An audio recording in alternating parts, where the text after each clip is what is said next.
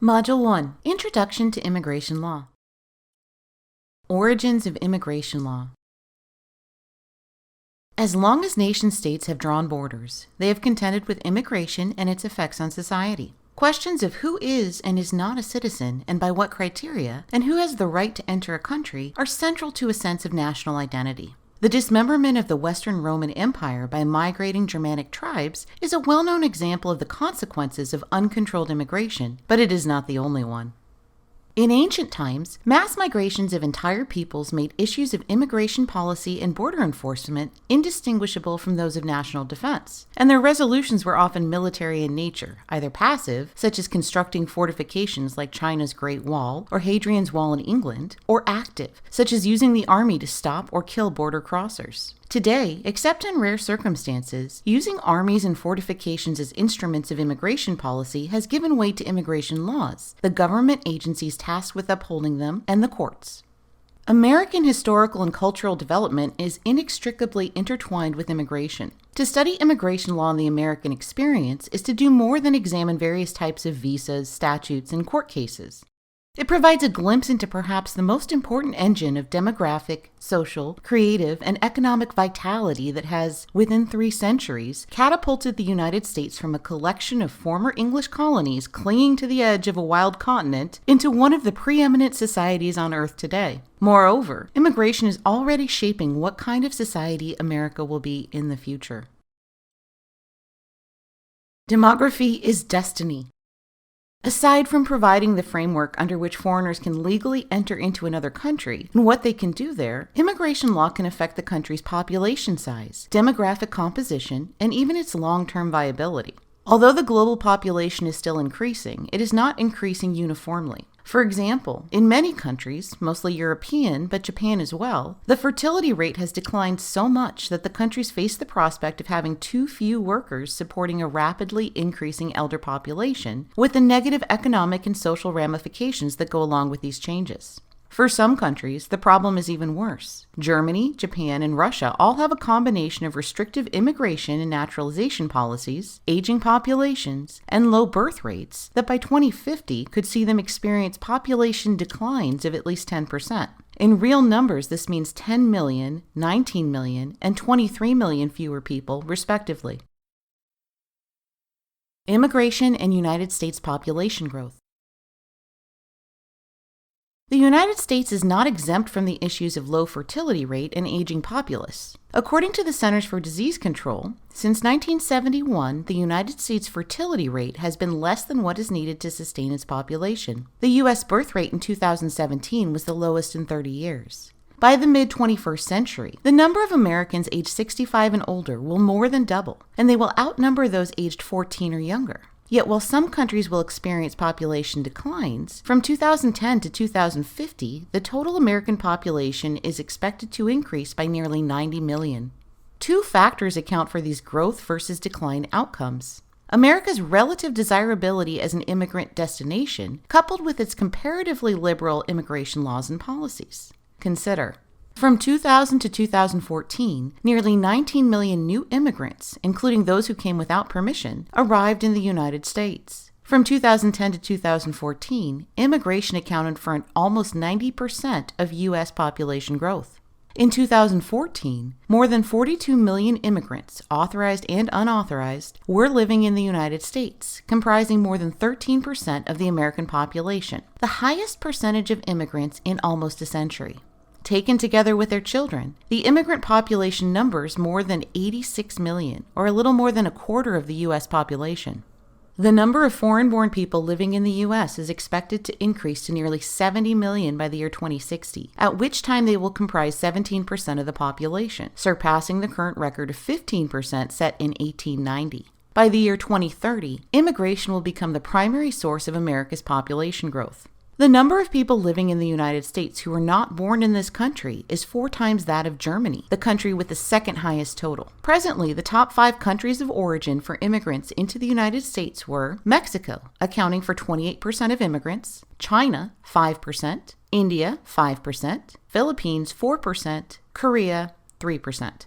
Annually, the U.S. takes in more than 1 million legal immigrants. Not all immigrants in the U.S. come here legally, although estimating their annual numbers is difficult because it is inconsistent. For example, depending on the source and the calculation methodology used, in 2016, of 1.8 million total immigrants anywhere, from 400 to 800,000 did not enter legally. Estimates as to the total number of foreigners present in the country without authorization range from about 11 million on the low end to double that number on the high end. Approximately half of illegal arrivals into the United States entered without inspection, with the other half consisting of individuals who came to the country legally on temporary status, but who have stayed past the expiration of that status. Sources of United States immigration law. One of the unique characteristics of the American civilization is that its origin as a nation of immigrants distinguishes it from the common citizenship qualifications in most other countries. Being or becoming an American citizen does not depend on any tribal, ethnic, religious, or other sociographic prerequisites. For example, we can speak of the American people, but there is no such thing as the American race. A person can be born an American or can become an American through naturalization without regard to any consideration other than adherence to the requirements of U.S. citizenship laws. Similarly, lawful entry into and remaining in the United States as a foreign person are subject to compliance with American immigration laws. The remainder of this module explores the underpinnings of these immigration laws. The Constitution of the United States is the ultimate source document for all U.S. federal law, but it does not specifically refer to immigration. Instead, Section 8 of Article 1 of the Constitution provides the following broad instruction. The Congress shall have the power to establish a uniform rule of naturalization. Additional constitutional guidance comes from Section 1 of the 14th Amendment, which extends U.S. citizenship to all persons born or naturalized in the United States. This constitutional provision confirms citizenship based on naturalization, but does not relate to immigration. Until 1875, the regulation of immigration into the U.S. fell to the individual states under the 10th Amendment to the Constitution, which leaves to the states any powers that the Constitution does not expressly give to the federal government. In that year, Congress enacted the first federal immigration law, the Page Act of 1875, restricting immigration by Chinese women suspected of entering the country as prostitutes. The Chinese Exclusion Act of 1882 expanded the Page Act to exclude Chinese laborers as well. Federal supremacy. The lack of express constitutional guidance on immigration led federal courts considering immigration cases to look for indirect bases for constitutional authority. These included the Commerce Clause, the Migration and Importation Clause, and the War Power Clause. It was not until 1889 that the Supreme Court finally decided that the source of federal authority over immigration lay in the principle of national sovereignty. Under this legal theory, control over immigration is fundamental to national sovereignty and self-definition. The Constitution, which establishes the United States of America, is therefore the source of federal immigration authority because it establishes national sovereignty. In the case of Che Chan-ping v. United States, the Supreme Court held that the federal government holds sole authority when it comes to excluding foreigners to the United States. More importantly, the court also held that national sovereignty means that immigration law authority rests solely with the federal government. Later, in Fong Yu Ting v. United States, the court held that the federal government also held sole authority to remove foreign nationals from the United States. Despite the supremacy of federal law, some states and municipalities have passed their own laws on the subject. The motivations for these apparent challenges to federal supremacy vary. Some seek to protect people in the country illegally from removal, while in at least one case, frustration with perceived lack of federal interest in enforcing federal immigration law led a state to seek its own enforcement remedies. While the federal government's exclusive authority over immigration law has never been successfully challenged in court, cities and states have, at times, enacted their own ordinances and laws that prohibit local and state officials from enforcing federal immigration laws or cooperating with federal efforts to enforce these laws. These so-called sanctuary laws adhere to the concept of nullification, the argument that states have the right to refuse to enforce federal laws that they believe are unconstitutional.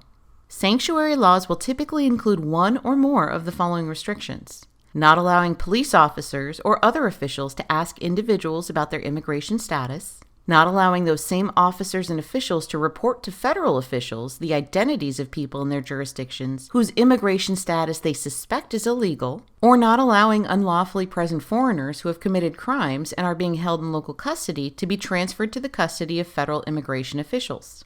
For example, Oregon's sanctuary law, adopted in 1987, prohibits state and local law enforcement personnel from using any resources, money, personnel, or equipment to locate or apprehend persons whose only violation of law is that they are persons of foreign citizenship present in the United States in violation of federal immigration laws.